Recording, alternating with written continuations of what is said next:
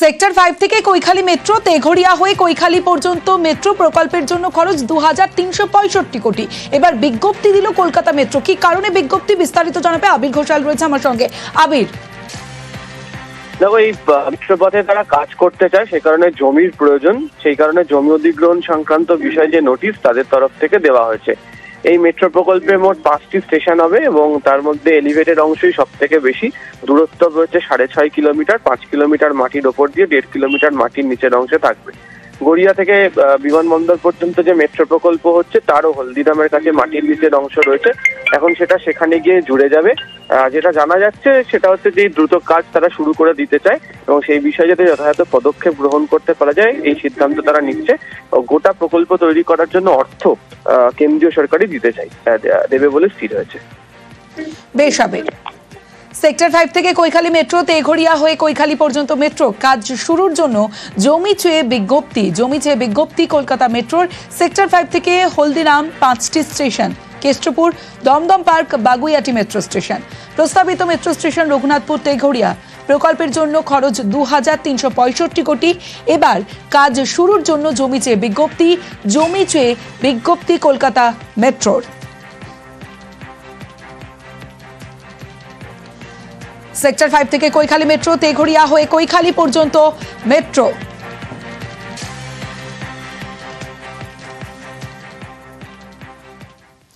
সাততলা নতুন আদালত ভবন, এক ছাদের তলায় আদালতের সব রকমের কাজ হবে। আলিপুরদুয়ার জেলা আদালতের নতুন বিল্ডিং এখন উদ্বোধনের অপেক্ষায়। পাশের জেলা জলপাইগুড়িতেও তৈরি হচ্ছে কলকাতা হাইকোর্টের সার্কিট বেঞ্চের স্থায়ী ভবন।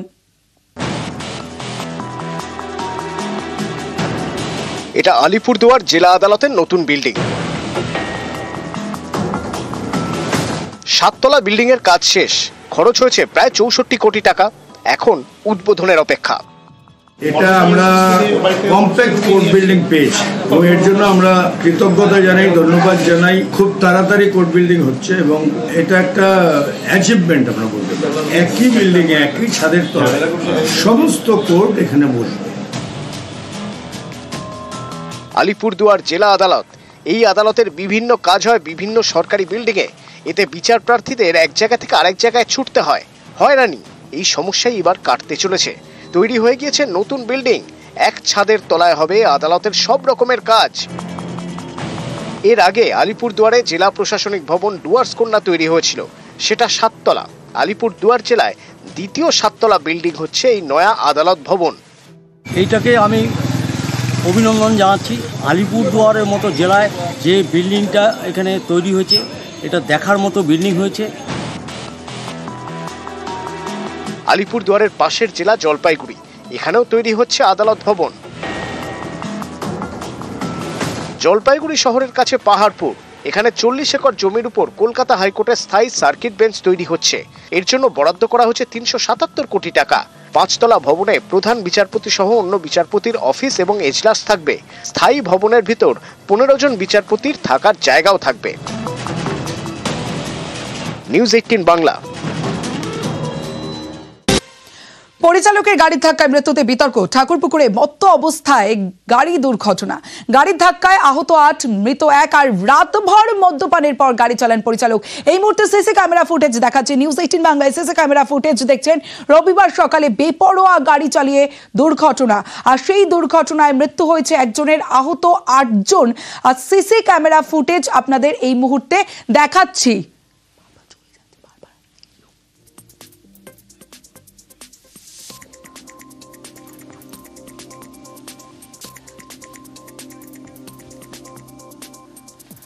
পরিচালকের গাড়ির ধাক্কায় মৃত্যুতে বিতর্ক। ঠাকুরপুকুরে মত্ত অবস্থায় গাড়ি দুর্ঘটনা, গাড়ির ধাক্কায় আহত 8 জন, মৃত 1।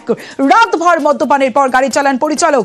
রবিবার সকালে বেপরোয়া গাড়ি চালিয়ে দুর্ঘটনা, পরপর গাড়িতে ধাক্কা পরিচালকের। দুর্ঘটনার সময় গাড়িতে আরো 3 জন, গাড়িতে থাকা সকলেই মত্ত ছিলেন দাবি প্রত্যক্ষদর্শীদের। সেই ছবি আপনাদের দেখাচ্ছি। ঠাকুরপুকুরে দুর্ঘটনায় গ্রেফতার করা হয়েছে পরিচালককে। ঘটনার মুহূর্তের ছবি নিউজ 18 বাংলা। এবং 2 মহিলা ছিলেন এবং তাদের যখন প্রিজন ভ্যানে তোলা হচ্ছে ঠিক সেই সময়ের ছবিটা দেখুন। মত্ত অবস্থায় ছিলেন আর ঠিক এভাবেই প্রিজন ভ্যানে যখন তোলা হচ্ছে আবার পড়ে গেলেন মাটিতে।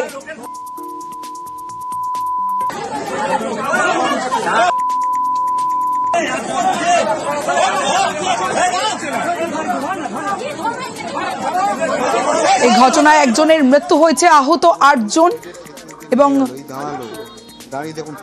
আমিনুর রহমানের মৃত্যু হয়েছে। নিহত আমিনুর রহমান।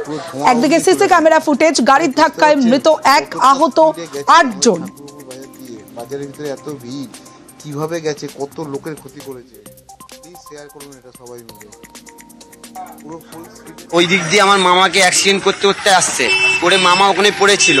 লাস্ট এখানটায় এত গতিতে ছিল, প্রায় 70-80-তে গতিতে ছিল। একটা স্কুটি ছিল, দিয়ে স্কুটিটায় ঢুকে যেতে গাড়িটা আটকে যায়, নাহলে গাড়ির স্পিডটা আরো 4-5 জন যেত। ছেলে গত সপ্তাহে বিয়ে মিষ্টির অর্ডার দিতে যাচ্ছিল, গাড়িতে 4 জন ছিল, 2টো লেডিস আর 2টো ড্রাইভার পালিয়ে গেছে। যে আরেকজন ছিল সেলিব্রিটি লোক, তাই ধরা পড়েছে। এত নেশা করেছিল সে, মানে দাঁড়াতে পারছে না, গাড়িতে উঠতে পারছে না। গাড়ির মধ্যে মদের বোতল ছিল, তারপর গেঁয়া ছিল। মানে সেলিব্রিটির লোক বলে কি মানুষের কোনো দাম নেই, মানে আমরা গরিবের প্রায় 13 জনের মতো মেরেছে। হ্যাঁ, এবার আমার মামা যে চলে গেল, আমার মামাকে আর ফেরত পাবো না। পুলিশ বলছে আপনারা পয়সা দিয়ে মিউচুয়াল করে নিন। হ্যাঁ। পরিচালকের গাড়ির ধাক্কায় মৃত্যুতে বিতর্ক, এবং সে সময় গাড়িতে 3 জন মহিলা ছিলেন, যার মধ্যে একজন পালিয়ে গিয়েছিলেন, এমনটাও আমরা জানতে পারছি এবং আমরা কথা বলেছিলাম। শোনাবো প্রতিক্রিয়া তার। আমি মানসিকভাবে এখন আমি না কি জানি না আমি কি বলবো। আমি খুব সরি যে এই ঘটনাটার জন্য, এটুকুই বলতে চাই। যে ছবি আপনাদের দেখাচ্ছে সিসি ক্যামেরা ফুটেজ, পরিচালকের গাড়ির ধাক্কায় মৃত্যুতে বিতর্ক, এবং দেখুন কিভাবে গাড়ি নিয়ে যখন যান, কিভাবে একের পর এক গাড়িতে ধাক্কা। যে ঘটনায় যেমনটা প্রত্যক্ষদর্শীরা জানাচ্ছেন যে 12-13 জনকে ধাক্কা মেরেছেন, তার মধ্যে 8 জন আহত এবং একজনের মৃত্যু হয়েছে। ইতিমধ্যেই গ্রেফতার করা হয়েছে ধৃত পরিচালক সিদ্ধান্ত দাসকে। আমি আর আমার বন্ধু বাইকে করে একটু আগে যাচ্ছিলাম, মিষ্টির দোকান পর্যন্ত যাব।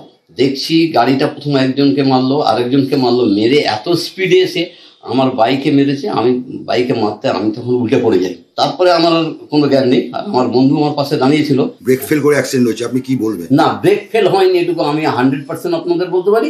কারণ গাড়িটা ও ব্রেক মেরে দাঁড়িয়েছিল, তারপরে স্পিডে বার হয়েছে, সেটা সেই পর্যন্ত আমি দেখেছি। এবং একবার এদিকে করছে, একবার ওদিকে করছে।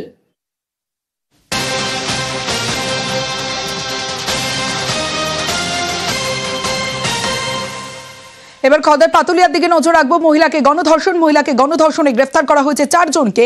মহিলার পরিবারকে হুমকিরও দেওয়ার অভিযোগ, রীতিমতো চাঞ্চল্য। সুবীর রয়েছে আমার সঙ্গে, আরো বিস্তারিত জানাবে সুবীর। দেখো, খড়দহ পাতুলিয়া গ্রাম পঞ্চায়েতের অন্তর্গত ডাঙ্গাডিঙ্গা এলাকা, এবং সেই জায়গাতেই কিন্তু একজন মহিলাকে তুলে নিয়ে গিয়ে পার্শ্ববর্তী আমবাগানে নিয়ে গিয়ে এলাকারই 4 জন যুবক তারা কিন্তু গণধর্ষণ করে, এবং সেই ঘটনায় 4 জনকে প্রথমে রওনা থানা পুলিশ 2 জনকে অভিযোগের ভিত্তিতে গ্রেফতার করে, এবং তারপরে আবার যে 2 জন ছিল সে এবং তার সাথীরা কিন্তু আগ্নেয়াস্ত্র নিয়ে তাদেরকে হুমকি দেয় বলে অভিযোগ। এবং তারপরে কিন্তু সেই অভিযোগের ভিত্তিতে কিন্তু আবার গতকাল গভীর রাতে এই বাদবাকি যে 2 জন রয়েছে যারা পলাতক ছিলেন তাদের তো গ্রেফতার করা যাবে। অভিযুক্ত 4 জনকে পুলিশ গ্রেফতার করেছে এবং আজকে তাদের বারাকপুর আদালতে পাঠানো হয়েছে। এবং এলাকার মানুষ যারা রয়েছেন তারা কিন্তু প্রত্যেকেই চাইছে যারা এই দোষী, অর্থাৎ এই যে ঘটনা যারা ঘটিয়েছেন সেই চরম শাস্তির দাবি জানাচ্ছেন এলাকার পঞ্চায়েত সদস্য থেকে শুরু করে এলাকার বাসিন্দারা। সুবীর, 4 জন মিলে আসে, এসে আমাকে 4-5 দিন ঘিরে ধরে। আমার সঙ্গে যে ছিল তাকে অনেক মারধর করে ওকে তাড়িয়ে দেয়। আমার ঘরে 2টো মেয়ে আছে, মেয়ে 2টোকে আমাদের কাছে দাও। আমি বলছি না, আমার মেয়ে 2টোকে তোমাদের কাছে আমি দেবো না করার পর তারা 4 জনে মিলে আমাকে একটা জঙ্গল আছে, জঙ্গলের দিকে নিয়ে গিয়ে হুমকি দিয়ে যায়, যদি তুই থানায় যাস বা কোনো জায়গায় যাস তাহলে তোর ছোট বাচ্চাটা আছে, ছেলেটা আছে, ওদের মেরে দেবো, ওদের নিয়ে যাবো। নক্কারজনক ঘটনা। এই ঘটনাটা যেখানে যেভাবেই ঘটুক না কেন, এটা কাম্য নয়। আমি এটা চাই প্রশাসনের পক্ষ থেকে কঠোর থেকে কঠোরতম শাস্তির আমি দাবি জানাচ্ছি।